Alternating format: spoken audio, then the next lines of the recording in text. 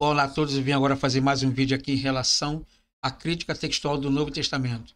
Estamos fazendo aqui uma visita, né, alguns manuscritos.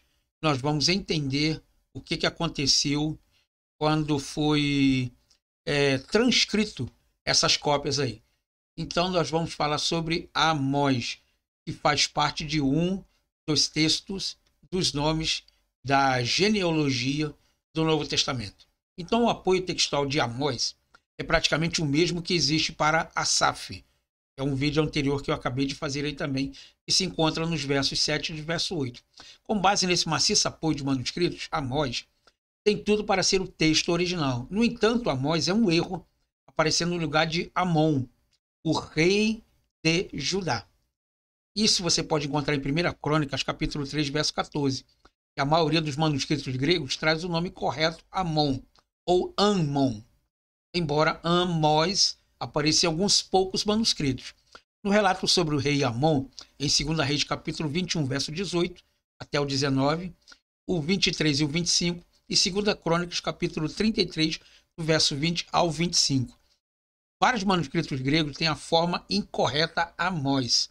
Assim, embora o texto hebraico maçorético tenha sempre o nome Amon, nos manuscritos da Septuaginta, existe uma alternância entre os nomes Amon e Amós, ok? Trocar então o Ni pelo Sigma, bom, que está aqui. Então, segundo Davis e Ellison, no comentário exegético e crítico de acordo com o livro de São Mateus, o Evangelho de São Mateus, volume 1, página 177, o nome Amós pode representar uma corrupção textual presente na fonte por Mateus, bom? Ou na tradição textual posterior a Mateus. Ou talvez Mateus simplesmente cometeu um erro na hora de traduzir. Então, nesse caso, poderia ser algo intencional, uma modificação que tem por objetivo inserir um elemento profético, da mesma forma como a alteração de Asa para Asaf poderia dar a entender um interesse na esperança do salmista. E algumas traduções modernas têm Amós, como nós temos aqui, então, algumas traduções em inglês, outras traz Amon, tá? Só que a nova tradução da linguagem de hoje optou pelo nome Amon, porque segue o princípio da consciência entre o Antigo e o Novo Testamento, quando se faz referência à mesma pessoa. Tradutoras que seguem esse mesmo princípio colocarão no texto da língua receptora o nome de Amon, mesmo que aceite como original o texto que traz o nome de Amós. Bom, então, começamos então aí mais uma série de vídeos falando sobre crítica textual, e numa delas nós estamos começando a falar da questão do texto, a genealogia, né?